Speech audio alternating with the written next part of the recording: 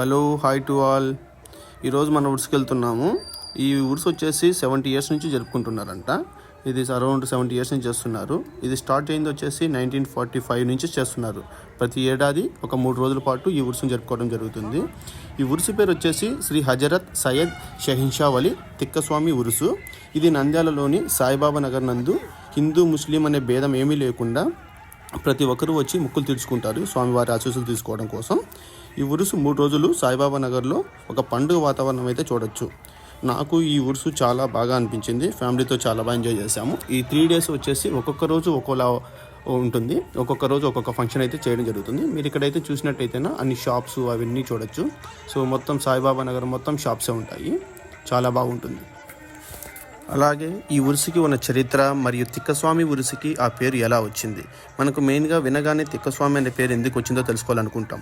మనకి అందుకనేసే నేను ఈ తిక్కస్వామి అనే పేరు ఎలా వచ్చింది అని కనుక్కోవడానికి వారి వంతస్తులను అడిగి తెలుసుకోవడం కూడా జరిగింది. స్వామి చరిత్ర అనేది చాలా వింతగా ఉంటుంది.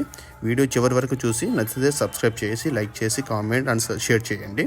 తిక్కస్వామి అనే పేరు ఎలా వచ్చిందో మీకు వీడియో చివరిలో చెప్పడం జరుగుతుంది. తిక్కస్వామి గారి వంశస్థులు ఇక్కడే ఉంటూ ఇక్కడే పూజలు చేసుకుంటూ ఉంటారు. సో ఇక్కడ షాప్స్ అయితే చాలా ఎక్కువ ఉన్నాయి.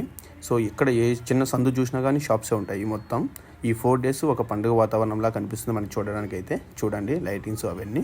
నేను ఫ్యామిలీతో వెళ్ళి దర్శనం చేసుకోవడం కూడా జరిగింది.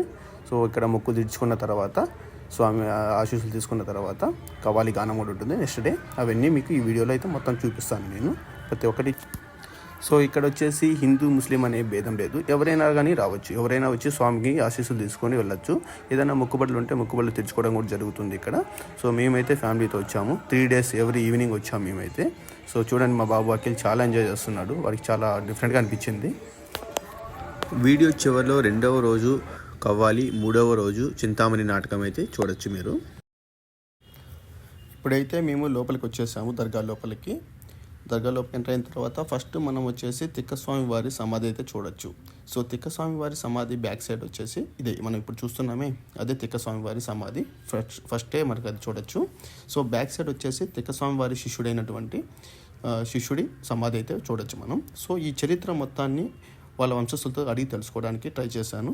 వాళ్ళ మాటలోనే సయ్యద్ షా షహీన్ షా ఔలియా చిస్తూర్ ఖాద్రి సాయిబాబా నగర్ నంద్యాల పట్టణంలో వెలిసిన స్వామివారి ఉరుసు మేళ ఫిబ్రవరి 20వ తేదీన గురువారం రోజు స్వామివారి గంధం మహోత్సవము పకీర్ల మేళాతో అతి వైభవంగా జరపబడుతుంది. ఫిబ్రవరి 21వ తేదీ ఉరుసు జరపబడుతుంది. 22, 23వ తేదీలలో జారతులు జరపబడుతుంది. 21వ తేదీ 22వ తేదీ రాత్రి 7 గంటలకు కుబ్రా షాదీఖానా నందు స్వామివారి తరపు నుండి ప్రజల తరపున సహకారంతో అన్నదాన కార్యక్రమం నిర్వహించబడుతుంది. ఫిబ్రవరి 21వ తేదీ రాత్రి 10 గంటలకు గొప్ప ఖవాలి గానం జరపబడుతుంది. ఫిబ్రవరి 22వ తేదీ శనివారం రోజు పౌరాణిక నాటకం జరపబడుతుంది.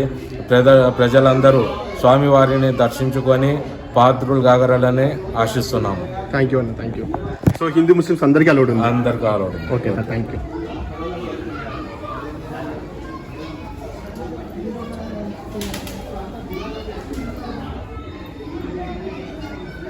ఇదేమన్నా స్పెషల్ మామూలుగా ఇది ఇక్కడ ఏమైంది మొత్తం ఒకటి ఇది 2 ఉన్నాయి కదా? ఇది నా శిష్యుడు. శిష్యుడా? Okay okay. ఇది శిష్యుడు. ఓకే, మీరు వారసులు. ఓకే.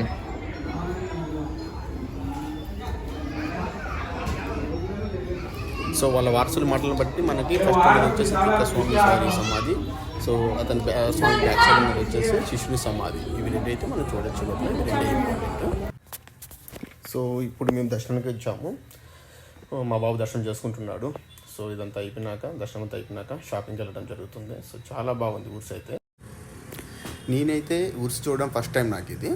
సో నాకు ఈ ఎక్స్పీరియన్స్ చాలా బాగా అనిపించింది. ఎందుకంటే ప్రతి ఒక్కరు వచ్చి దర్శించుకోవడం అనేది, హిందూ ముస్లిమ్స్ ప్రతి ఒక్కరు వచ్చి దర్శించుకోవడం అనేది చాలా మంచిది. యాక్చువల్లీ చాలా మంచిగా అనిపించింది.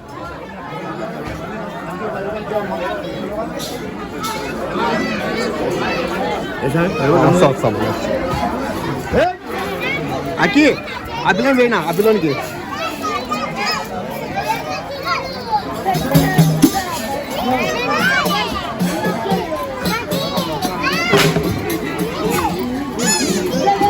లోపల పంపండి, లోపలికి పండి.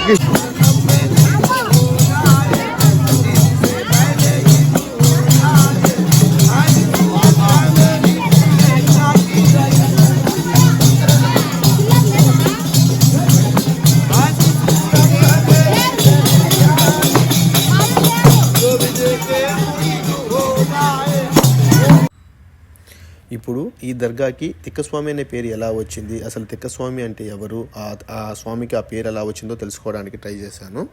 సో తెలుసుకునే ప్రయత్నంలో వాళ్ళ వంశస్థులు చెప్పిన చరిత్ర అయితే విందాం ఇప్పుడు వాళ్ళ మాటల్లోనే.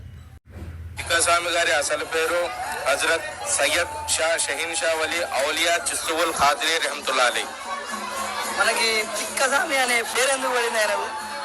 తిక్కస్వామి అనే పేరు పడడం కారణం ఏమిటంటే స్వామివారి కాలికి పుండు ఉండడం వలన ఆయన పుండులో పురుగులు ఉన్నాయి. ఆ పురుగులు కింద పడుతుంటే ఆ స్వామివారు పురుగులు తీసి ఆయన పుండులో వేసుకుని ఈ విధంగా చెప్తుండేవాళ్ళు, మీ యొక్క ఆహారం అనేది దేవుడు నా శరీరంలో పెట్టినాడు, మీరు ఎందుకు బయటకు పోతున్నారని మళ్ళీ ఆ పురుగులు తీసి ఆయన శరీరం పుండు పైన వేసుకుంటుండే స్వామివారు.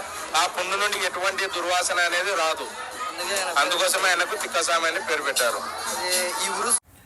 సో చూసారుగా స్వామివారి మహత్యం. సో ఇది స్వామివారి తిక్కస్వామివారి చరిత్ర. సో ఇది అయిపోయినాక మేము షాపింగ్కి వెళ్ళాము. అఖిల్ అయితే ఫుల్ జాలీ, వాడికి ఏం కావాలో తీసుకుంటున్నాడు. అరౌండ్ 4 ఐటమ్స్ వరకు తీసుకున్నాడు. బాగా ఎంజాయ్ చేశాడు మా వాడైతేనా, మా నాన్నతో కలిసి.